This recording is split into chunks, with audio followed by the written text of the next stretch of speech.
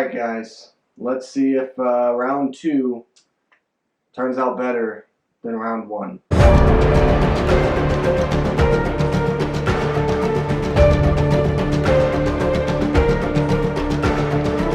What is going on, guys? Welcome back to my channel, and this is my review for Nightmare on Elm Street Part 4, The Dream Master. You know what's funny, guys? I've already done a review for this. I did a review for it. And you know what happened? Idiot me went through my camera to kind of just clear up some space, and I accidentally deleted the footage. So I have to do this review entirely from scratch once again. It's been a few days since I've seen this movie, so I don't really remember that well. So I'm going to have to try to piece it together as I go, and this should look near the same or identical to my first review, but it's probably not going to be exactly all the points that I want to reach with this review. So if I think of anything after this review, I'll let you know down below in the comment section. Anyway, Nightmare on Elm Street Part 4, we see Freddy is back, trying once again to defeat the last of the Elm Street kids. So it is up to Kristen to try to piece together this new team in order to take down Freddy once and for all. So again, pretty much the same plot that we've seen in all these movies. This movie, for me, it's a decent sequel. It's okay. I don't think it's that great.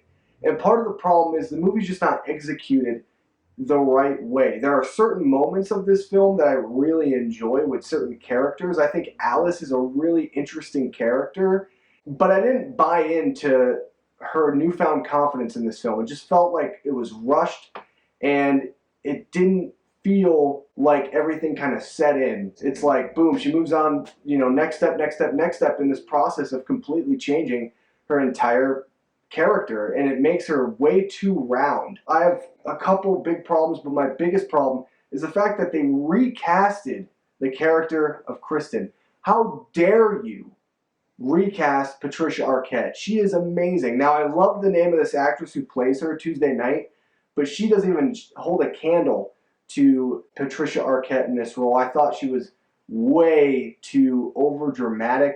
I couldn't buy into this version of the character of Kristen that they were trying to sell to us.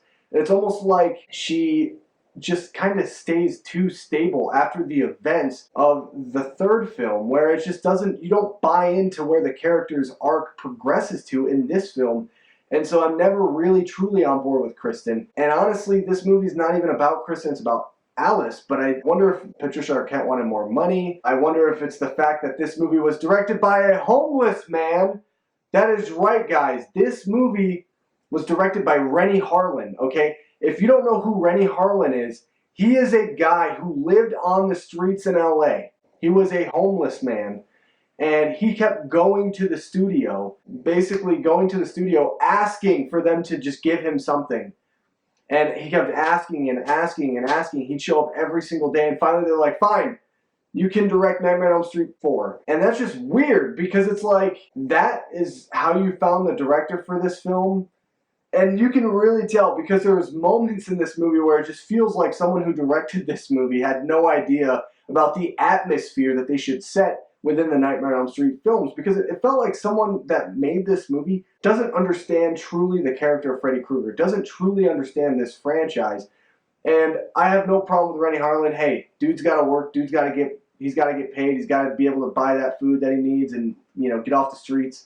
But I just felt like they could have used a better director, someone who, you know, lived in a stable home and had a stable income for this film, because I feel like if they would have had someone like that in this movie directing it, I feel like this movie would be a lot more interesting and more entertaining. This film is kind of boring, and I don't like the version of Freddy that we get in this movie. Now, there are some really cool dream sequences. I will say that. The dream sequences in this film, probably my favorites so far out of the series, because they're more diverse, they're different, they do unique things, they use some new practical effects.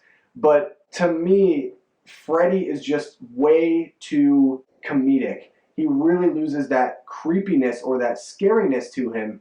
And so the element of the character just flies out the window, where he just kind of becomes this stand-up comedian all of a sudden with these one-liner jokes. And I like my Freddy more balanced. I get Freddy needs to have that whimsical, that comical side, but he also needs to be a character that is scary in context, because this is supposed to be a horror film, but it doesn't ever feel like that. Anyway, guys, this is my review of Nightmare on Elm Street Part 4, Dream Master. Guys, I want to know what you guys think about this film down below in the comment section of this video. Do you think I'm wrong? Do you think I'm right? Let's have a healthy debate down below in the comment section, because I believe that there's a lot of people out there that are going to disagree with me, and that is totally fine.